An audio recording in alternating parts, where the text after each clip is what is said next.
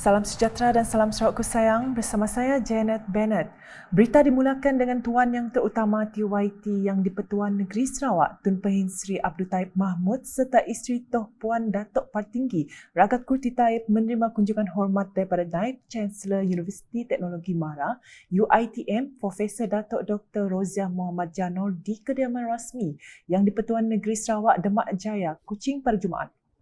Kunjungan berkenaan merupakan salah satu lawatan kerja rasmi Profesor Datuk Dr. Roziah selama 2 hari ke UiTM Cawangan Sarawak selepas mengambil alih tugas yang disandang Profesor Emeritus Datuk Irsinia Dr. Muhammad Azrai Kasim dan telah dilantik sebagai Naib Chancellor UiTM yang baru pada 9 Ogos 2021 yang lalu.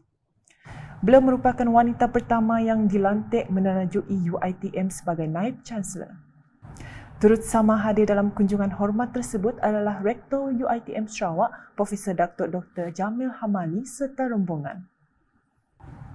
Seterusnya, Ketua Menteri Datuk Petinggi Tan Sri Dr. Abang Abdul Rahman Zohari Datuk Abang Openg menerima kunjungan hormat daripada Timbalan Menteri Perusahaan, Perdagangan dan Komoditi Datuk Willy Mongin di pejabatnya Wisma Bapa Malaysia Kuching pada Jumaat. Pertemuan itu membincangkan beberapa perkara mengenai kerjasama Kerajaan Persekutuan dengan Kerajaan Sarawak dalam sektor agri-komoditi. Bercakap kepada media, Datuk Willy memberitahu beliau telah mencadangkan pelaksanaan komoditi ladang hutan untuk mempertengahkan beberapa spesies kayu kayan yang boleh menjana pendapatan kepada golongan Bumiputera, khasnya golongan yang mempunyai tanah hak adat Bumiputera NCR yang terbiar. Seperti mana yang kita tahu, kita mempunyai 30% daripada tanah NCR kita yang berada di kawasan tinggi ataupun very hilly. Jadi di kawasan-kawasan tinggi ini ia tidak sesuai untuk penanaman cash crop ataupun agriculture cash crop.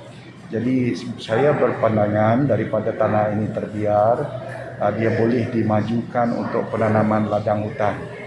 Dan dia juga sebab ladang hutan ini dia tidak berapa memerlukan penjagaan yang begitu intensif, jadi ia adalah amat sesuai lah kepada mereka yang ada tanah dan mereka juga ada kerja lain. Mungkin ini boleh jadi penanaman sampingan mereka. Dalam pada itu, beliau turut merakamkan sokongan ke atas kepimpinan Datuk Petinggi Tan Sri Abang Zohari yang telah meluluskan Lembaga Industri Getah Sarawak SARIP dan Lembaga Industri Nipah dan Sagu LINAS bagi memperkasa ekonomi masyarakat luar bandar di Sarawak. Ini merupakan satu lonjakan yang amat baik untuk menggilap dan juga memperkasakan industri nipah, sagu dan juga getah di negeri kita Sarawak ini. Dan ini merupakan satu langkah pertama dan saya percaya daripada hari ini mereka boleh mengatur strategi untuk memperkasakan sektor agri-komoditi ini kepada negeri Sarawak. Berita selanjutnya, Kepimpinan Pertubuhan Peladang Negeri Sarawak PPNS dan Pertubuhan Peladang Kawasan PPK mesti sehaluan dengan Kerajaan Sarawak kerana kedua-dua agensi itu di bawah Kerajaan Sarawak. Menteri Muda Pemodenan Pertanian dan Pembangunan Wilayah Sarawak Datuk Dr. Abdul Rahman Ismail berkata, Sarawak tidak mempunyai lembaga pertubuhan peladang LPP yang menerima bantuan peruntukan daripada Kerajaan Persekutuan, tetapi ia diwakili Kementerian Pemodenan Pertanian dan Pembangunan Wilayah Sarawak MANRED oleh Setiausaha Tetap Kementerian MANRED dinamakan sebagai wakil pendaftar yang bertindak memainkan peranan sebagai LPP. Di bawahnya, di bawah kementerian, di bawah Jabatan Pertanian, kita ada satu unit namanya FI, Farmers Institution, institusi peladang. Hatta ni di bawah FI lah. Jadi dia mengendalikan. Jadi kalau dalam setup macam ni, dia PPK, PPNS perlu selari dengan kerajaan kementerian lah. So, kementerian yang diwujudkan untuk membantu petani, peladang. Beliau berkata demikian semasa berucap merasmikan Mesyuarat Agung Tahunan kali ke-42 tahun 2022 Pertubuhan Peladang Kawasan Limbang dan simbolik penyerahan mesin pelerai padi di Dewan Kampung Bunga Raya Limbang pada Khamis. Ditemui media, Datuk Dr. Abdul Rahman menjelaskan Kerajaan Sarawak telah menyasarkan pendapatan petani-petani di negeri ini meningkat kepada RM6,000 sebulan menjelang tahun 2030. Atas dasar itu segala polisi-polisi yang dahulunya di bawah Menteri lama akan diteruskanlah insyaAllah oleh Menteri baru ini, dan kita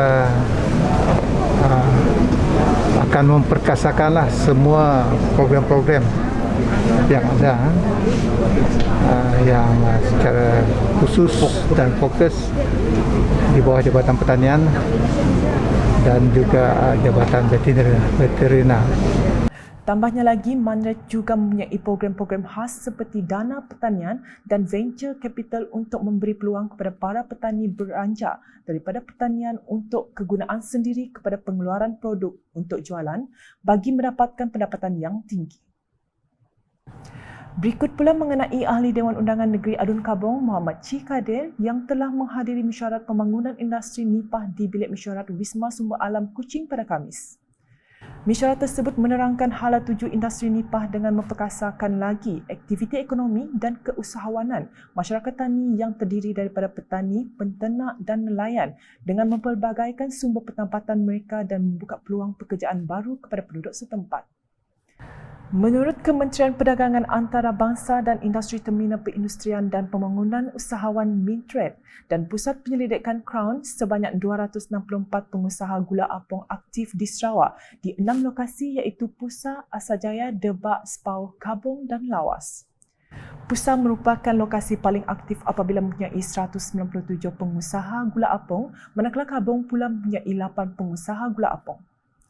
Sehubungan itu, projek komuniti usahawan nipah ini dirangka untuk dilaksanakan di Kabong bersama dengan agensi lain dengan melibatkan kos sebanyak 1.105 juta ringgit.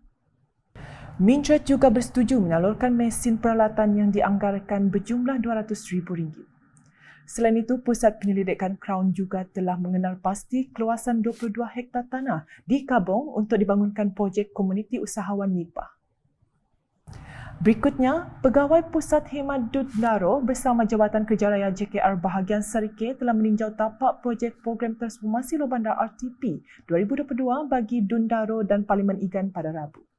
Lawatan tersebut bertujuan membuat spesifikasi dan skop kerja yang akan dilaksanakan supaya ia memberi manfaat pada penduduk setempat. Berikut merupakan 5 tapak projek yang dilawati.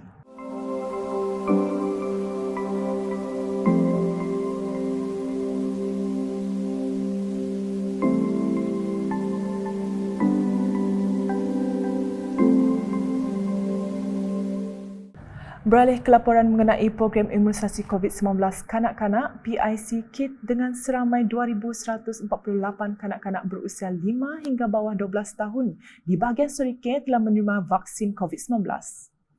Ia telah diadakan dengan jayanya dan mendapat sokongan serta kerjasama daripada Pejabat Pendidikan Daerah PPD Serikeh sejak dari hari pertama PIC KIT itu dilaksanakan. Sepanjang tempoh itu, tiada kesan sampingan dilaporkan di Klinik Kesihatan Serikeh yang dijadikan sebagai pusat pemberian vaksin PPV. Sementara itu, program PIC KIT akan terus dilaksanakan mengikut daerah di Serikeh seperti yang dijadualkan dari 18 hingga 20 Februari 2022, iaitu bagi daerah Serikeh 18 hingga 20 Februari, daerah Maradong 19 hingga 20 Februari, manakala daerah Julau pada 19 hingga 20 Februari 2022. Sehubungan itu, ibu bapa disarankan untuk menghadiri janji temu seperti yang telah ditetapkan bagi mengelakkan kesesakan di PPV. Selain itu, ibu bapa diingatkan membawa bersama kad pengenalan ibu bapa, MyKit kanak-kanak atau sijil lahir serta kad klinik atau perubatan jika ada.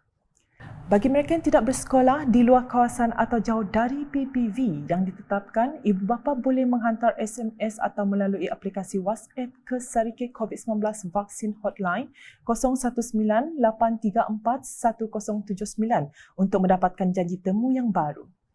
Untuk mendapatkan maklumat lain yang berkaitan, boleh rujuk kepada pautan laman web COVID-19 seperti tertera.